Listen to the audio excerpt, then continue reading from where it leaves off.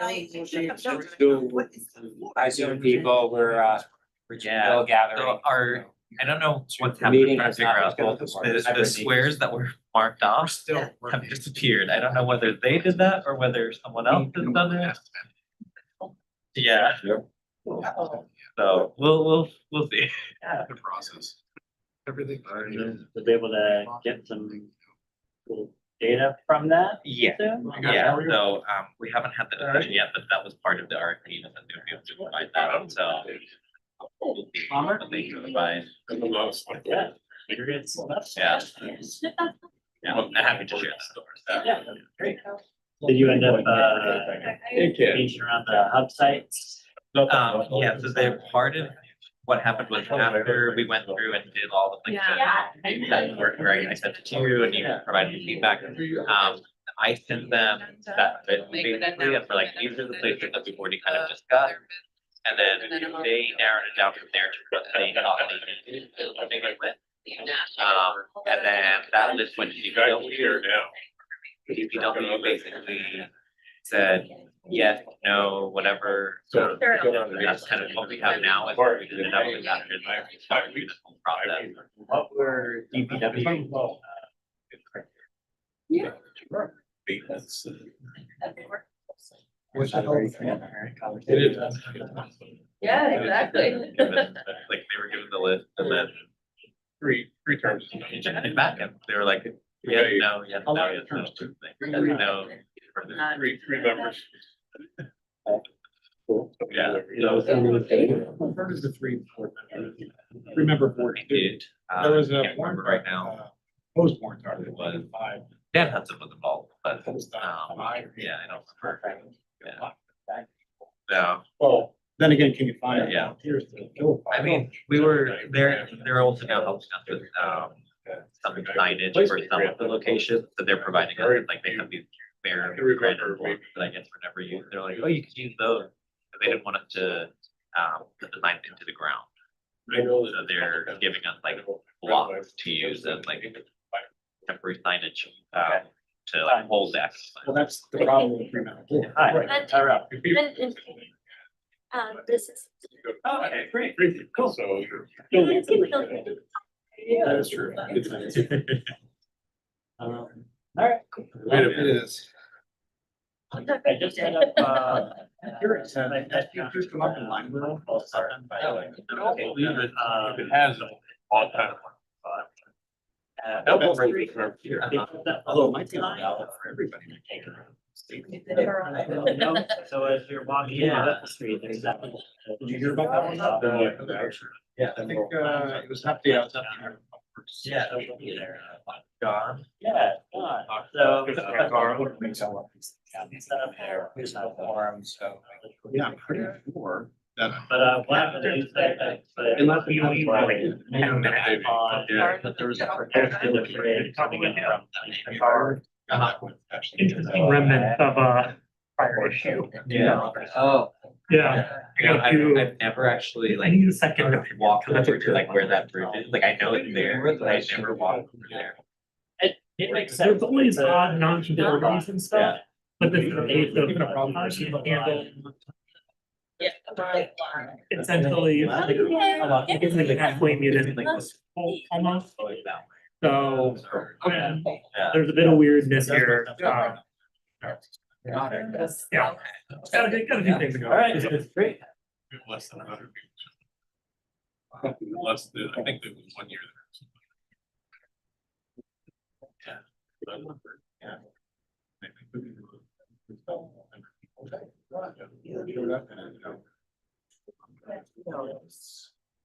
That's, yeah. Oh, it's really sad. So then you okay with what I wrote? I think a little bit. Yes, after I sent it to you, I realized that it was still that information from me, and then when you sent it, I was like, oh, perfect. It worked. Yeah. Yeah. I didn't want to say it was for you because then I'll be talking for you. So that's why I kind of. Guys, Just like, it's not important. those are really hard things. Getting this school board meetings. Yeah, it's the biggest part. Hey, Mike, why don't I say that? Now I'll probably. They have them right out here. Walk right past. Oh, they're right on the corner of like Temple and court. That little, there's like right at the end of the parking lot here, there's like kind of where. Yeah. That's one of the spots. And I was looking. Sorry about that. This morning, 2 bikes were like out. So people using them, Taylor saw people riding yesterday. Okay. Yeah. It'd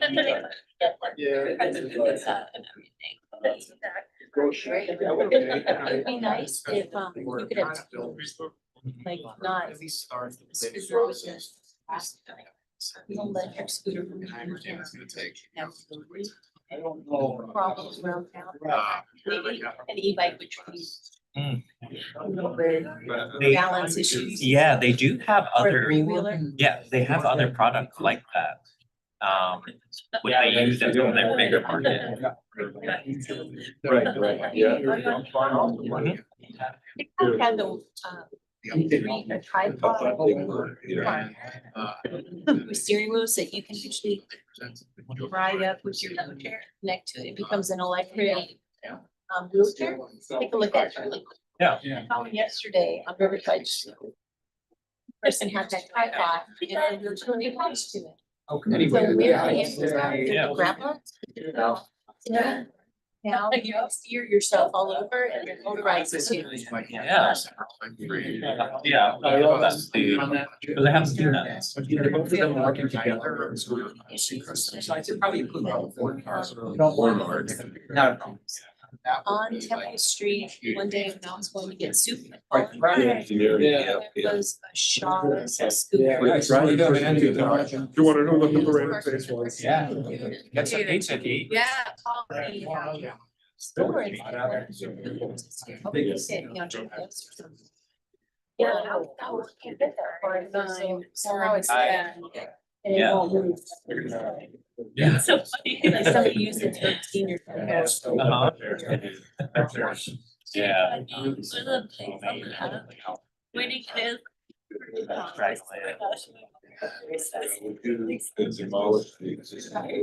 happens. Hopefully that did happen. They like to throw the stuff with them, but it's heavy, those bikes are heavier. They Yeah. Yeah. I like distracted. Use it. Yeah. So one of the, bridge posts, that's like out in the middle of the river. The last time there was bike share.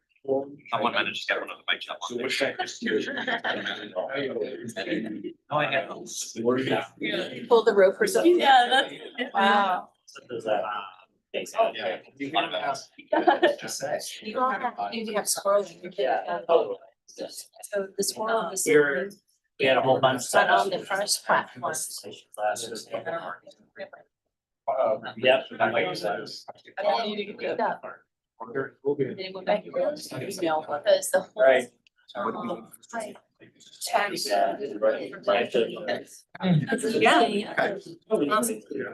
Right, folks, trying to get it going in about 1 minute. That's doing that. Yeah. Alright, well, I'm looking forward to the next council. It's good, because he just spins and falls off. Yeah. But he's stuck. Those shit, less. Occasionally, not what, yeah, yeah, that shit. Yeah. Yeah, today, Judy. Outside, like on the deck, and they're just like. All right, we're gonna call the meeting to order. And thank you, everybody, for being here in the room and being here on Zoom. I'm Matt Wickens, I'm the MPO coordinator here at Nashua Planning Commission, and this is the June meeting of the Transportation Technical Advisory Committee. And again, welcome. And we'll do a round of introductions and then we'll get into the agenda. So we're going to start in the room and I'm going to go with the Nashua intern. Hi, I'm Jaden Seymour, intern with the DPW. Mark's Autos Natural. Ben Grader, Town of Hudson. Lieutenant Kinji, Nashua. Taylor Berry, I'm interning with the sustainability department. Neil Correa, Nashua Transit System. Don Twomola, Town of Merrimack. Emma Rarick, NRPC. Cassie Cash, NRPC. Harold Horowitz, NRPC. Mark Chamberlain, Town of Lyborough. Eric Slosson, Town of Amherst. Will Newt, also from the Town of Amherst. Jay McCara, NRPC. Alan Flynn, NRPC. And Wayne, you're not off the hook. Say hello. Hello. Thanks, Main husband traffic national. Wayne. And I'll read folks off. Zoom as I see them. I see Jen Beauregard. Hi, Jen Beauregard, Town of Pelham. Brittany. Hi, Brittany Shute. I'm the administrator of asset management here at DOT. William. Yeah, good afternoon. William Rose of the Bureau of Planning Community Assistance at DOT. Thanks, William, and thank you, Brittany. Dustin. Dustin Sewell, AMPS, NHDOT. And Amanda. Hi, I'm Amanda Gorg, exec. And let's see, I see Joshua from DOT as well. Yeah, Joshua LaFond, AMPS DOT. Thanks, Joshua. I think that is it. We don't have a physical quorum in the room, so regarding minutes from the last meeting, we'll table them for the moment, see if someone else pops in. And I'm also going to rearrange the agenda here because the folks from the asset management group at DOT have another meeting to go to, so they're going to need to bow out. So we'll go with them. We'll go with the folks from New Hampshire DOT. So that is the agenda item. They're working on updating the transit asset management plan, and federal requirements are that states departments of transportation need to have an asset management plan. It's primarily focused, and you guys can all correct me, on bridges and pavement, the conditions of bridges and pavements on the national highway system. It's interesting stuff to begin with, and it's relevant for NRPC because as an MPO, we also have to have targets for PM2 targets, which are pavement and bridge targets. We update them every 4 years as an MPO. DOT, I believe, has to do it every 2 years. So with that, I'm going to hand it off, I think, to Brittany. Hi, good afternoon. Thank you very much. Again, I'm Brittany. I'm the administrator of AMPS here at NHDOT. With me today is Josh LaFond and Dustin Sewell. They are both critical pieces to completing the TAMP. So I'm actually going to have Joshua go through a presentation today, and any questions that you have, Josh and Dustin will be able to answer those for you. Thank you. All right, I'm going to attempt to grab the screen here. Let's see. We're making that happen here. All right, good. Yep. All right, so yeah, we're just going to go over a brief presentation here, kind of the TAMP, the Transportation Asset Management Plan. Again, I'm Joshua LaFond. I'm a business systems analyst here in the Office of Asset Management Performance Strategy. And that's why we call AMPS. It's a little bit easier to say than that every time.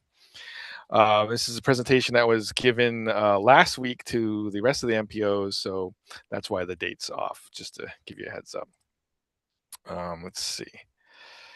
Why aren't you clicking to the next slide? I'll just do it that way. All right. So the purpose of today is, just to kind of give an introduction of the draft of this year's TAMP, kind of give a brief outline of anything that changed, and provide any answers for any questions that may pop up. As the introduction kind of stated, we are required to update this document every 4 years. So our last submittal was back in 2022. We do have the option to make any adjustments or updates every 2 years if the need requires, but the official submittal is every 4 years. Again, it is required for National Highway System or NHS assets only. New Hampshire only does bridges and pavements. That's the requirement. Other states might do more, but we stick with just those. It does involve condition forecasting based upon our proposed and approved funding. The TAMP also assists in some of our decision and policy processes based upon that funding. It includes 10-year plan projects, specific treatment types that might affect conditions, and kind of give us the best cost benefit for what we are putting in for funding. We'll go over a little bit what goes into the modeling in a few slides moving forward. We do every year have to kind of do a consistency report with the FHWA to just kind of state if we are meeting the short-term forecast that were in the previously submitted TAMP.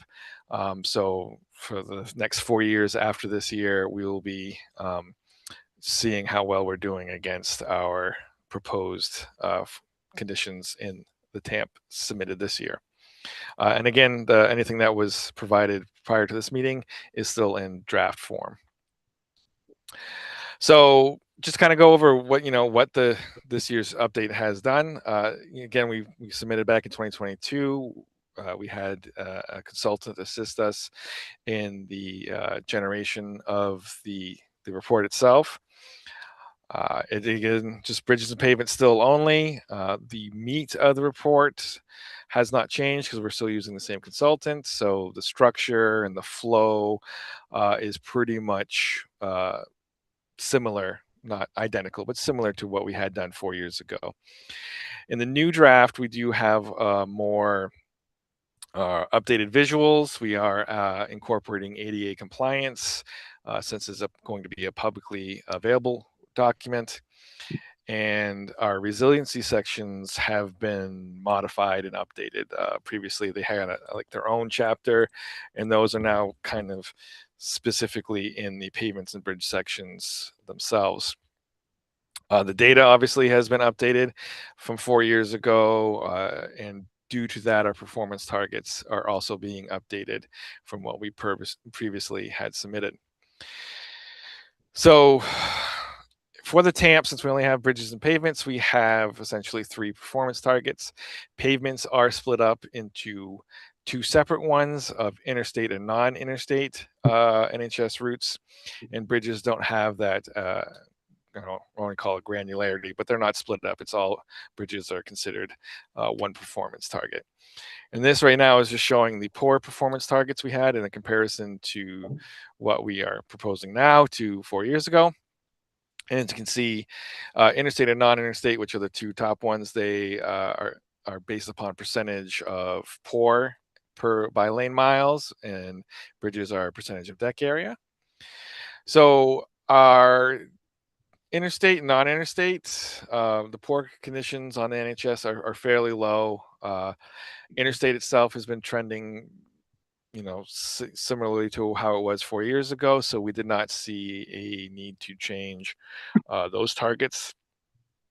And so the 2-year and the 4-year kind of self-explanatory. That's what we propose or strive for our targets to be. So we want our interstate lane miles to be less than 0.5% poor for those 2 to 4 years. And SOGR or SOGR is just an acronym for state of good repair. It's a little bit more longer time kind of performance target outside of that 4-year span. Our non-interstate pavements were trending fairly consistently over the past 4 years. So we decided to drop those 2 and 4-year targets down to the state of good repair at 5%. Bridges, again, trending in a similar fashion over the past 4 years. So there was no need to change those performance targets for the poor. For good performance targets, we don't have performance targets on fair. That's pretty much just whatever's left after the fact. So interstate and non-interstate targets for good. Well, actually, interstate changed. Non-interstate did not. The trend, as you can see in the baselines for these, were pretty much equal. So we can stay consistent for non-interstate NHS at 35% good is the target. So we want to be over that 35% in our good condition network wide. Our interstates over the past 4 years had, unfortunately, I guess a negative trend or decline in the percentage of good. So we worked with our subject matter experts here at the DOT, looked at the pavement history over the past 4 years and decided to drop those down a little bit to have all three of those performance be around 40%. Uh, we feel that the drop was just, again, because of that trend. Now, for condition to be considered good, as you can, if you've reviewed the TAMP draft, for pavements, there are three metrics that are collected from the data collection van, and it's the International Roughness Index, or IRI, rutting, and cracking. And all three of those have to be above the threshold for fair to be considered a good section of road. Anytime any one of those three metrics drops below the or into the fair threshold, that section of pavement is no longer considered good. So here at the state, we have a feeling, the cracking percent in the wheel path, it has to, once it hits 5%, that's no longer good. And rutting, once a section has a rut value of 0.2 inches, which isn't even a quarter inch, that is also considered a fair section of road. So between those two, that's why we have seen the good percentage decrease on the interstate over the past 4 years. I know that was a lot, but that is the thoughts behind why our performance targets had dropped in those along interstate NHS.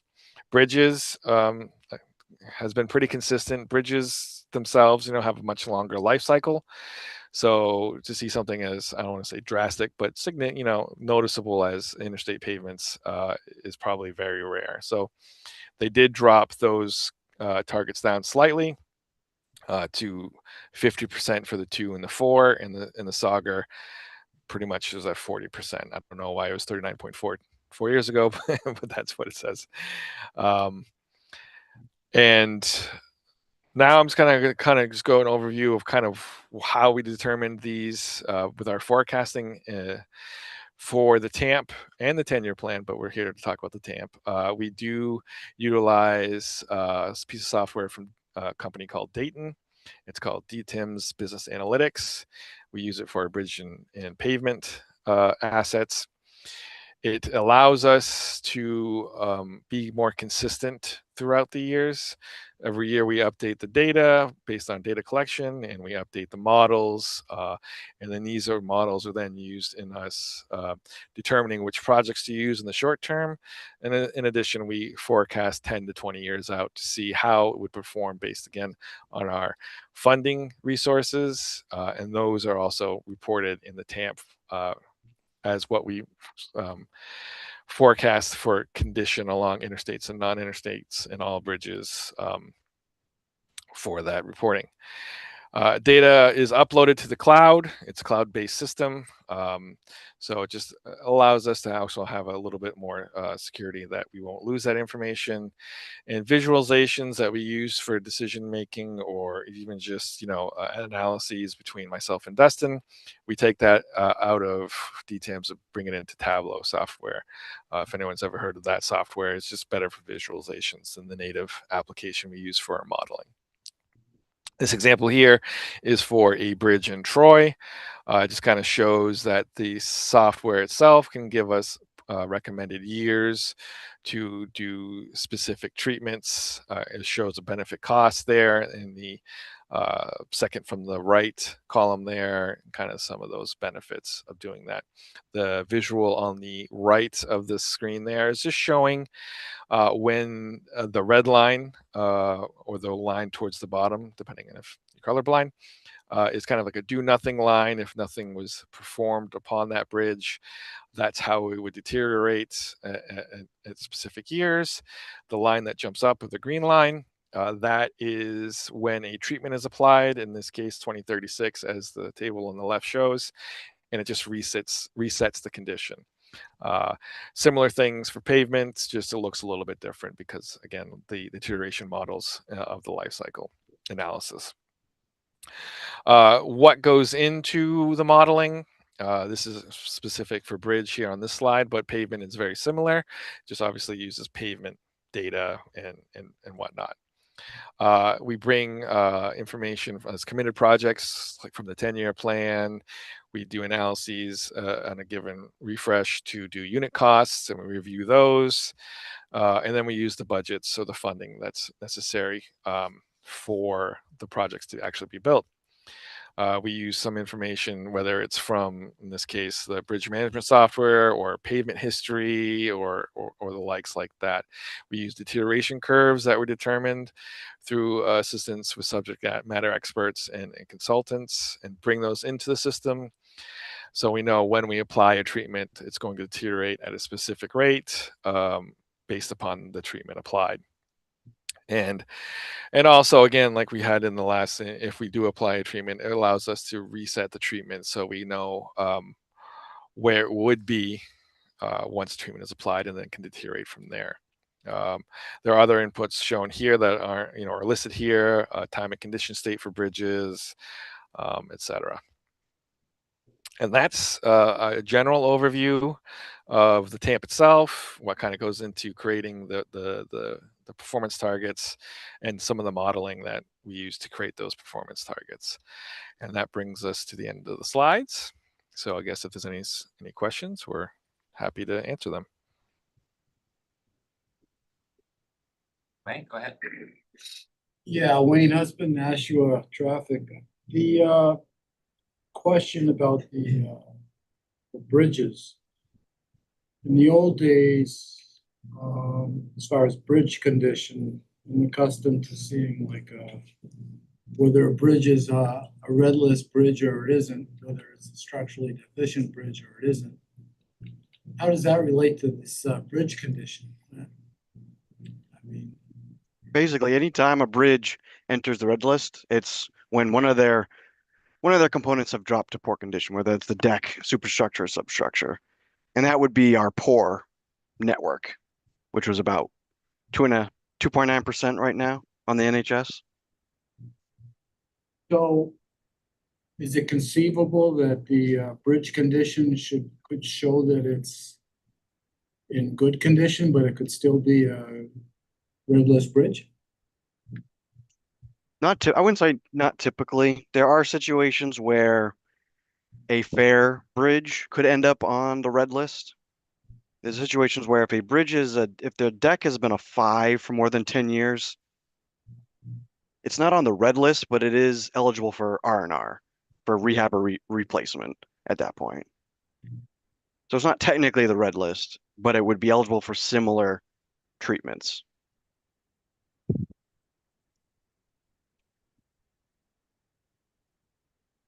Will, do you have a question? Yeah, the data that you present is at the state level, correct? Do you have any data that would be focused in on our NRPC footprint, with the 16 towns? So before you guys answer, I would interject that. Well, I'll let those guys answer first. Okay. So let me see if I can go back over here. So like the targets, that's based upon statewide. So like these baselines would be an indication of what we have for 2026, good and poor. There is data available for the condition data for the entire state. So whether it's NHS or not, I believe there's GIS viewers out there on, I don't know if it's Granite or some SAID's equivalent that exists. I think that would have that condition data on there. And then you could probably, if you were versed enough, focus that down to your towns or your MPO footprint. But if I could, Joshua, your non-interstate roads do include all state highways, correct? No. There are tier 2 roads that are not considered NHS, and those are still state-owned roads. So I guess unnumbered routes are still kind of considered state roads. I guess I was specifically meaning the numbered routes, so 111, 102, 101, 113.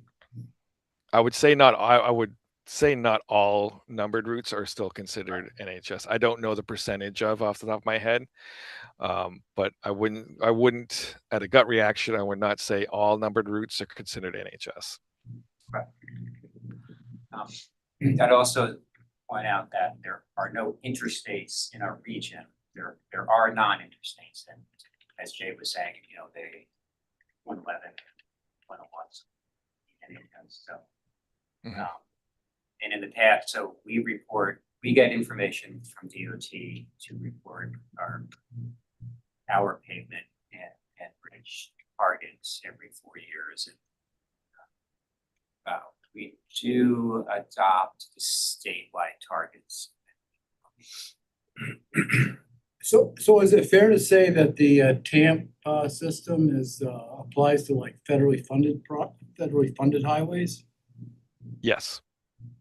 Anything considered a national highway system route or bridge is federally funded, or eligible for federal funding. Non-NHS usually are not. Well, I don't know about bridges. Roads may, if they're not on the NHS, may not be federally eligible. Bridges might be a special exception. Is it conceivable that federal funds will be available for the municipal highways or local highways to be evaluated in a similar way?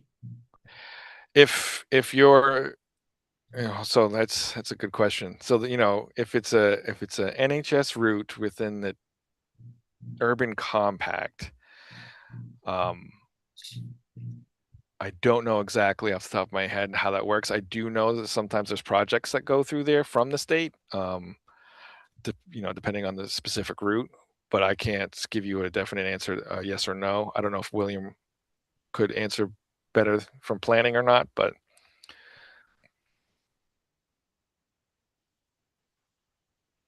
I don't know if he's here. I'm here, Josh. Okay. I was letting you continue to talk. Thanks. Yeah, so is the question about whether those roads in the urban compact would be included in the TAMP reporting and analysis, or is the question as to whether those funds would be available? No, the question is simply like I'm sure like a lot of the municipalities would love to be able to evaluate the condition of their bridges and local highways, but I'm sure most municipalities lack the available funds to be able to, put forth such an extensive effort. Sure. So yeah. So from that perspective, what I'll offer is two things. One, the state does conduct regular inspections of municipally owned bridges, and we do provide the results of those to communities.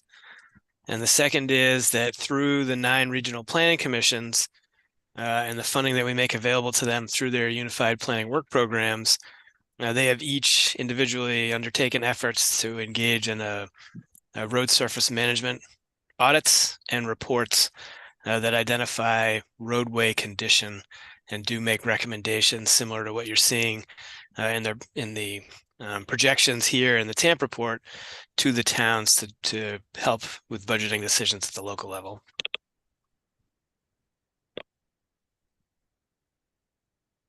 But no, we would not be looking to expand the reporting requirements that we're under for federal highways for the TAMP to municipal roads. I think I got everything there, but if I missed something, let me know. Yeah. I think I misunderstood the initial question. I think it was, thank you, William.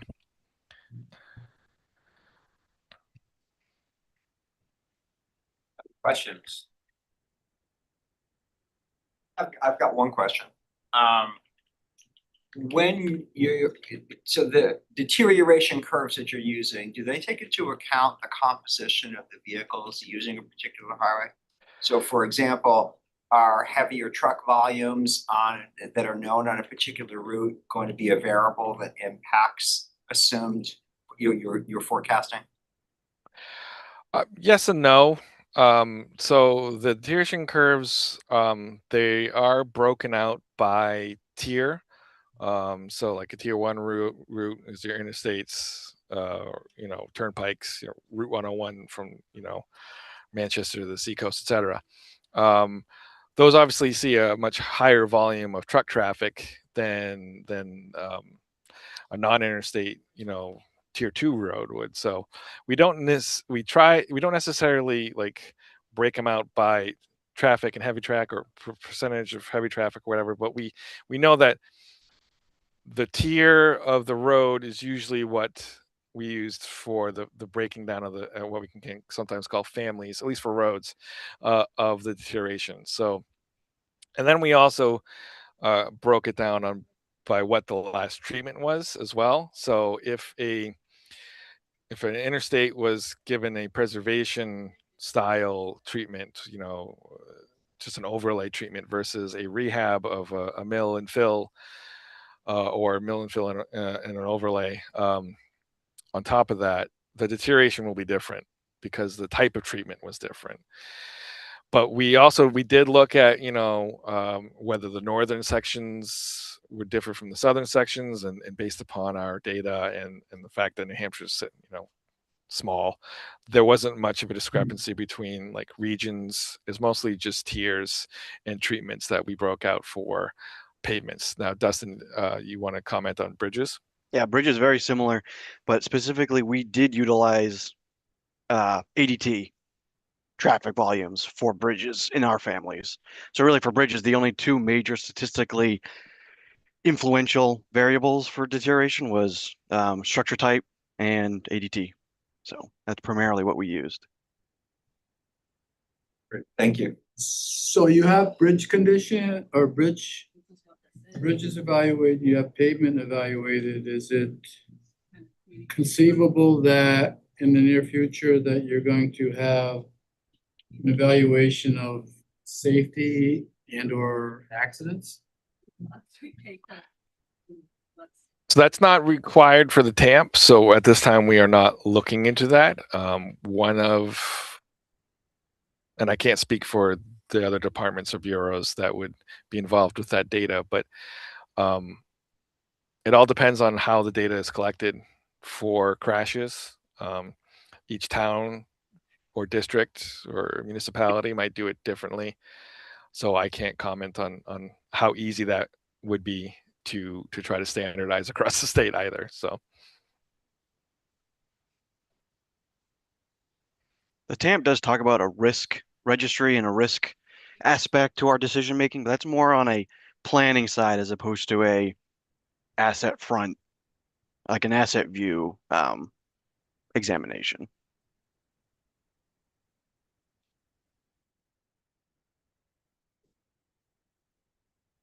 Questions? Hey Joshua, what are your guys' next steps? So this is a draft TAMP. And what are your next steps regarding finalizing it? So we are we're pretty much near the finalized. I don't know, the last stretch. I can't think of a better metaphor, but we're wrapping up comments from within our department, and then we're going to work with our consultant to make sure ADA compliance is met, and then we will submit to the FHWA within, I think by the end of July is our deadline.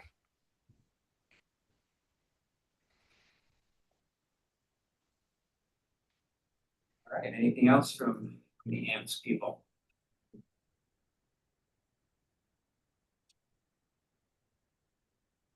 All right, well, thank you. Appreciate the effort, and Thank you. we'll see you next time. And I think we'll be in touch about developing our, kind of regional targets at some point. Absolutely. We look forward to it. Would you be able to send us the slides from this presentation? Yeah, I believe we can. Great, thank you. All right, no problem. Thank you. All right. right, so moving on, we're gonna talk about TIP Amendment 5 and bear with me, that's like. Scroll that up. Yeah, I've never seen that.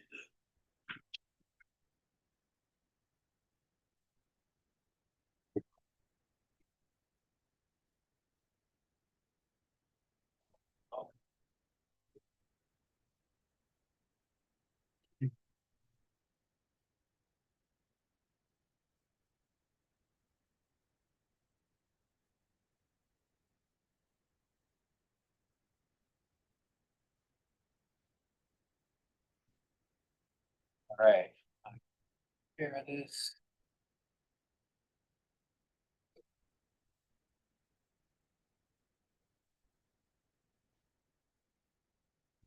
Hold on, bear with me.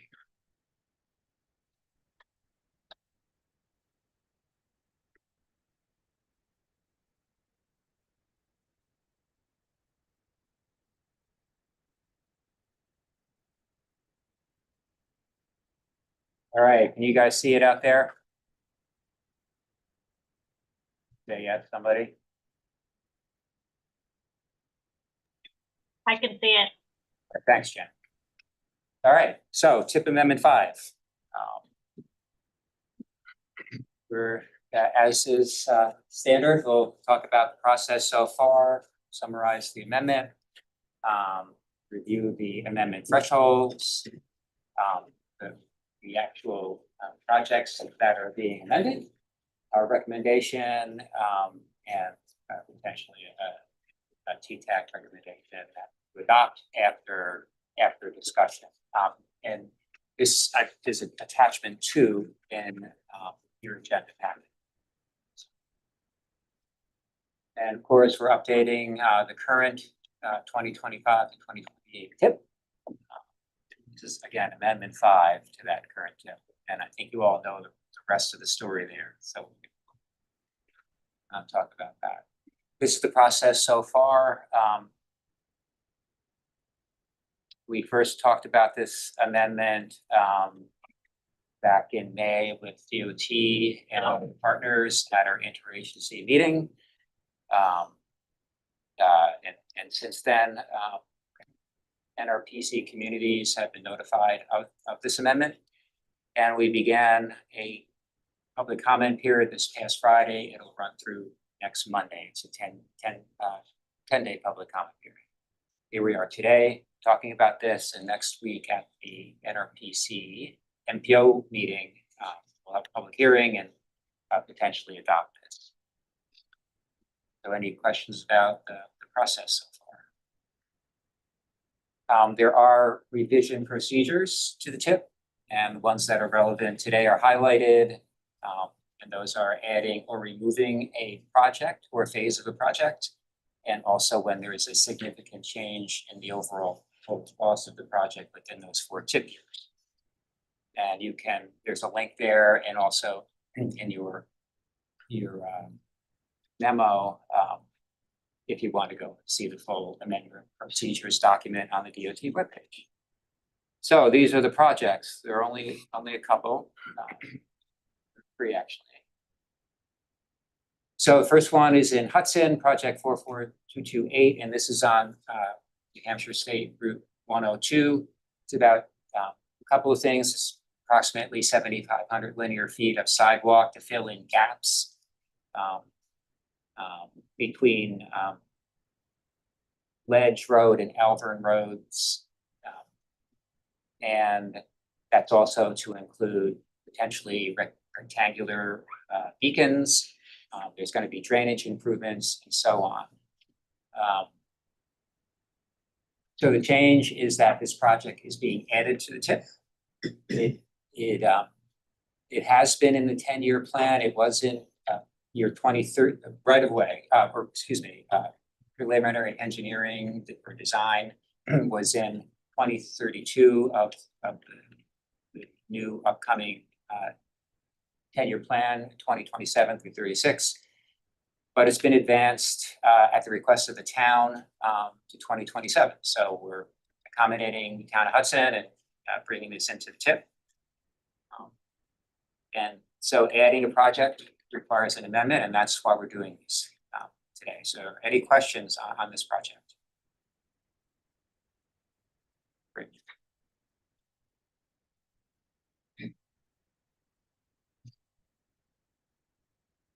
Next project is in Nashua. It's project 10136A. This is that project. It's on 101A. It's between Salina Avenue and Somerset Parkway, exit 8. And this project is being removed from the tip.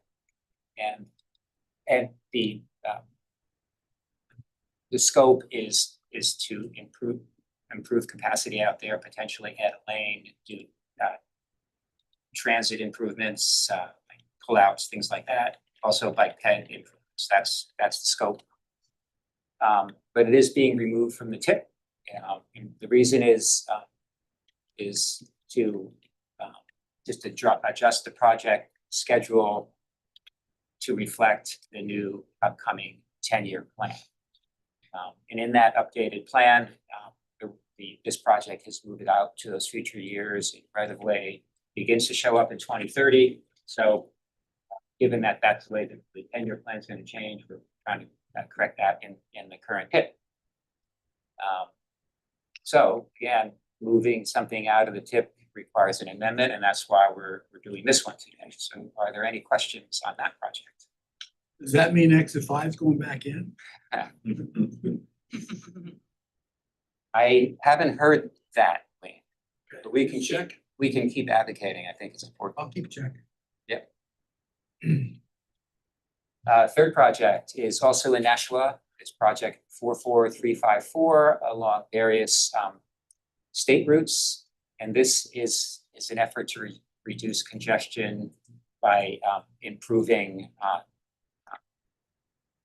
intersection timing and phasing through some infrastructure improvements. I'm not sure what this will actually look like eventually, but that's what the scope of the project is. And the changes are that the right-of-way phase is being removed.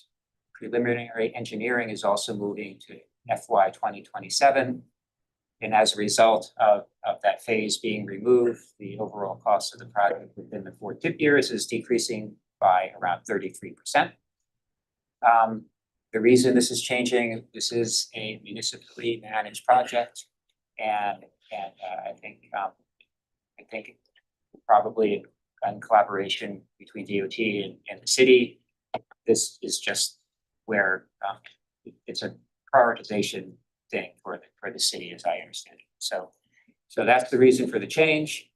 And since we are removing a project phase, that requires an amendment. And we're also making a significant adjustment in the overall cost of the project, greater than 25%. And that also requires an amendment. So just kind of getting into our recommendation. So that first bullet says the proposed changes made by Amendment 5 to the TIP and the MTP. I'm saying will meet the air quality requirements. And the saying will is because right now the fiscal constraint component of this is still to be finalized by DOT. So we're kind of waiting on that. That'll come in during the public comment period. And technically this air quality committee requires a fiscally constrained tip. So yes, I just wanted to kind of be official and say it will ultimately when we finalize that fiscal constraint component.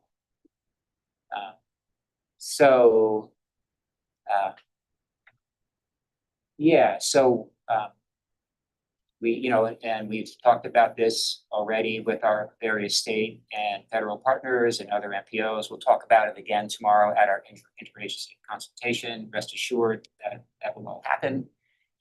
And so we are asking, as is typically the case, for you guys to recommend adoption of this amendment by the MPO next week.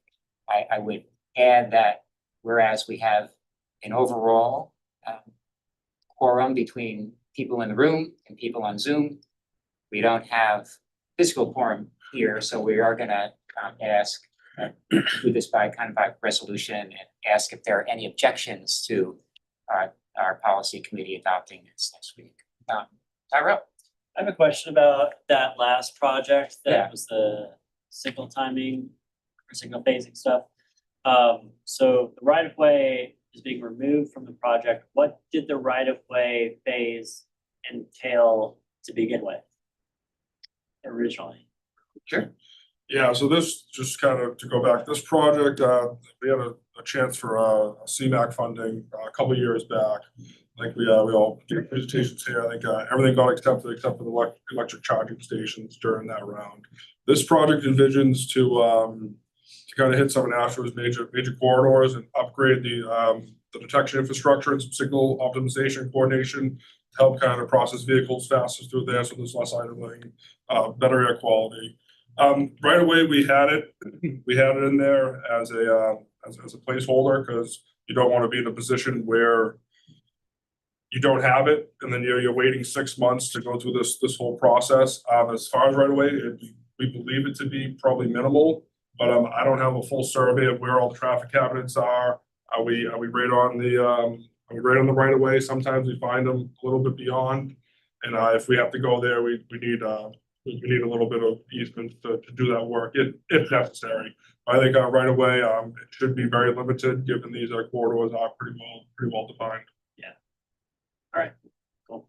Right, it seems counterintuitive, right? Because when you do design or engineering, that will inform what right of way needs to be acquired. And for this kind of project, you can see how it could be different because it's mostly within right of way. And we've had to go the other way where we put projects in with no right of way. Once we made it through preliminary design, like we made some. So it's a process that needs to be vetted out through the PE phase of these projects. I think the scope is evolving too, right, Mark? It's not necessarily cast in stone. No, and we're gonna go through all alternatives. It's a whole engineering study that kind of developed for action as it goes. Right, is technology evolving where you might not need to put detection loops in the pavement? So the goal, or as the application was to eliminate the detection loops. They're very disruptive during construction. They don't work great. We've implemented multiple grid smart cameras that has vehicle counts. It can do a whole suite of things. That in and of itself is advancing very rapidly at this point, as well as some of the adaptive controls within the cabinets themselves. So as this comes up in 27 and we go through that, we'll try to vet out what's best for the city in these corridors.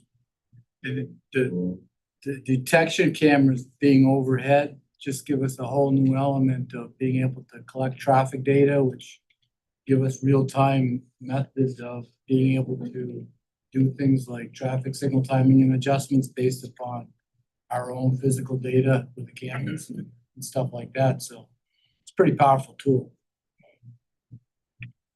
Well, Wayne, if I have a little tag in my car when I'm going in the morning, just let me go green. Oh, that's actually, just for everyone's benefit, that's actually Opticon that you're talking about. That system is owned and managed, well, it's managed by us, but it's owned by the Nashua Fire Department. So anyone who has access to that, what you're talking about, is the fire chief. So if you can convince him, you go for it. I mean, I think that even the ambulance agencies and so forth have a difficult time at times getting even the police department, because they have to go through fire, because fire is Yeah, I think our ambulance has included it. yeah, probably. I'm not to say that it can't be done, but it has to be through the fire chief. For the traffic counting that'll provide, would you be able to count cyclists and pedestrians at intersections as well? So what we've implemented thus far, no. Through this, I believe yes. It's just like any subscription, you can kind of get a a different module that picks up the camera itself is probably not gonna change. It's the back end and how you outfit it. So we have some cameras that just process the traffic, and then we have some cameras that actually pick up the data. The data's never lost, but you need a different module to get that. And like I said, these cameras, they're advancing so fast that I'd be shocked if that's not now standard in the lowest model in the very near future, where it was an add-on in years past. But yeah, we should, I think we have 100 signals. We have outfitted, say, 40 plus with overhead detection at this point. This looks to pretty much round out our system more or less. So if you ever need counts or anything, just let us know. We can pull up the diagrams and shoot them over. Great, thanks.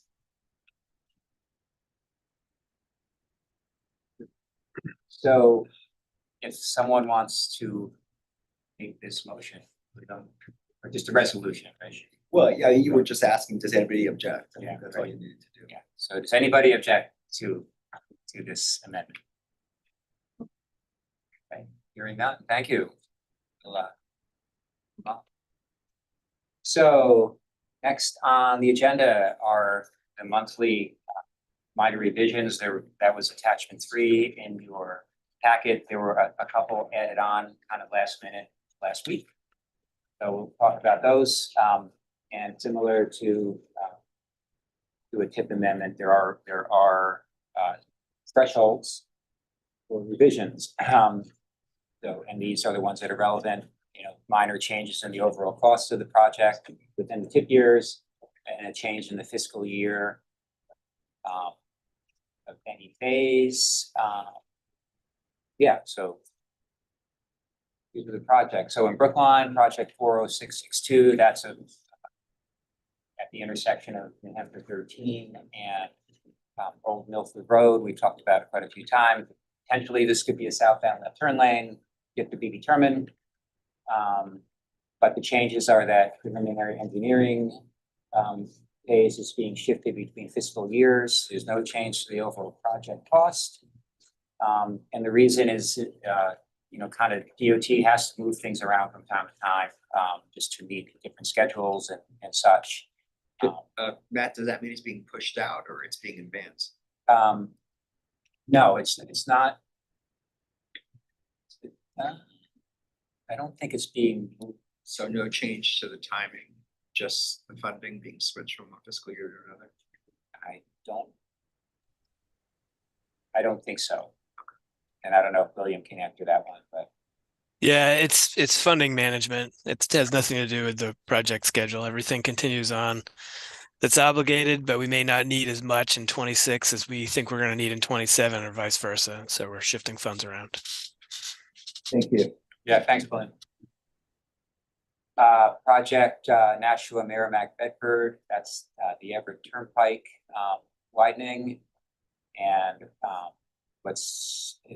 this 13761 is the project that accounts for right of way and engineering and design. So not actual construction, but the right of way phase is being removed from fiscal year 2025. And that results in a 15% decrease in the TIP years overall.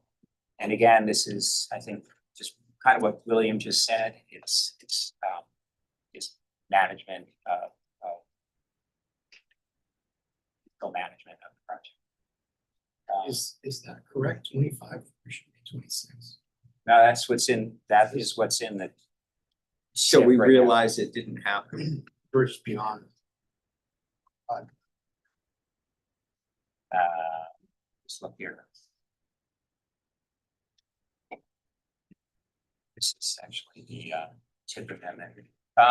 It's so the current TIP is 2025 to 2028, and The point is FY25 was already passed.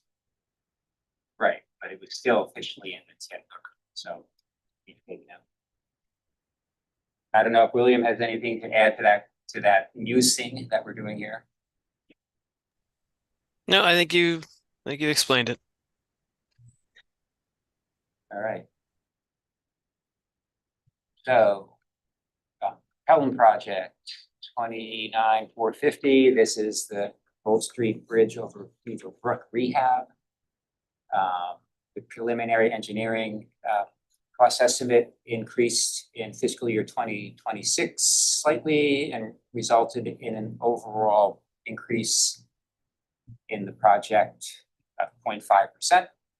And also the right-of-way and funding source is changing from Senate Bill 367 4 cents to state aid bridge. So we're again, there's a change in the overall cost. There's a change in funding source.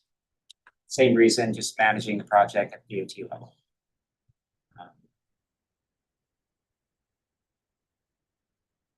And also in Pelham, project 41751A, this is the intersection of Mammoth Road and March Road.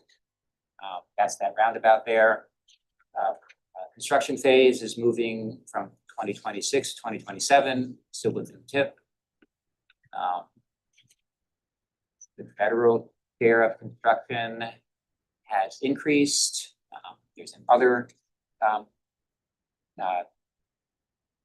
phase that has decreased. So the overall, that said, the overall cost of the project hasn't changed. And it sounds like the reason is, so the funding source was the carbon reduction program for construction. That is changing. That part's being removed. Carbon reduction program is kind of going away and not being used anymore. So again, kind of management, I understand it from the DOT level, and changing that funding source. So needs to do a revision. And I just have a question. It has nothing to do with the revision, but is this roundabout the roundabout just north of the existing roundabout that was just put in? I think Jen's on the line. She can probably say, but like yes. a pair of roundabouts, because that first one works pretty good. Yeah. There used to be an officer at the end of that street. Right. Sherburne Road and works so much better now. If this is going to be just north of there, that's going to be nice. Yeah, that's the project. That's same project. Yeah. Yeah, this is the same project, and it's anticipated construction next year at this point because of delays with mortgage releases. Well, it's working half great. It's good. Yeah, we love it. It's going to be awesome when the two of them are both working. But yeah, we've had nothing but praise on the first one. Thank you, Jeff. That's it for local projects. As far as programmatic and statewide project changes, there's the culvert replacement and rehab program. Statewide project may include projects in the region. They're just shifting funds between fiscal years, not changing the total project estimate. The highway safety improvement program, is decreasing engineering and right-of-way funding, increasing the construction phase funding, and again, no change in total project estimate. And then statewide underwater bridge inspection, just a specific project for the years 2024 through 2027. And they're shifting funding sources between fiscal years. So again, not changing the total cost that I'm aware of. So those could potentially impact our region.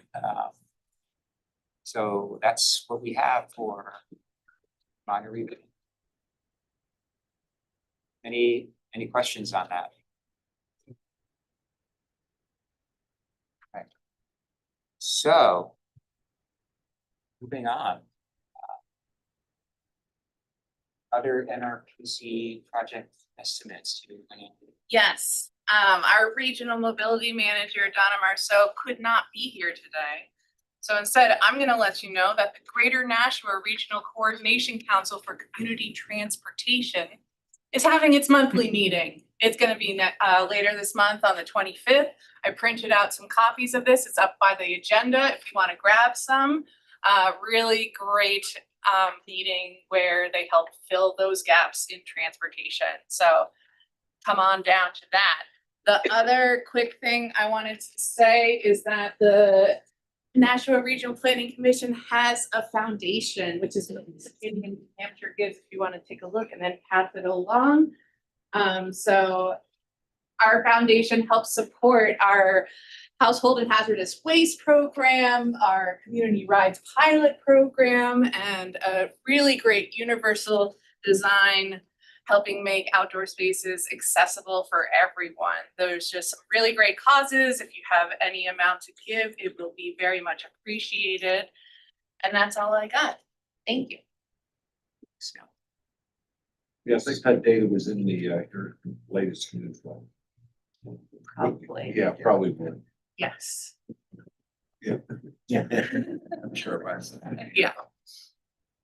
All right. Right, are there any other NRPC updates from anybody? I just have a question actually regarding the TAP programs that were selected, projects were selected last August. Is there any update maybe from the state? I know we're just waiting to hear if governor and council approves, those selected projects. I don't know if there's any update on that. I haven't heard any, I don't know, William has any thoughts on that? Yeah, I believe we are waiting for final approval of the 10-year plan, which is what is actually going to provide funding for those projects. And once that comes down, you'll be hearing from the project manager about negotiating the municipal agreements. And once we have a municipal agreement that's satisfactory to both the town and the DOT, that's when we go to governor and council for their formal approval for us to enter into those agreements. Is there any timeline for, when it's expected that the 10-year plan would be approved? By statute, we want it in place by July 1st for the new state fiscal year 2027. But since we're talking about the governor and the legislature, they'll get it sorted out. I know right now it's through both the House and the Senate, and I believe is waiting for the governor's final approval. Great, thank you. Are there any municipal updates? All right, how about, let's see, who's out there? William, anything from DOT other than what you've already added? I don't have anything else. Great, and I don't see any other agencies out there, so I think we're good. And that's all I have. So we are adjourned by consensus? Does anybody object to adjourning? Thanks, everybody. Appreciate it. Thanks, Matt. Yeah.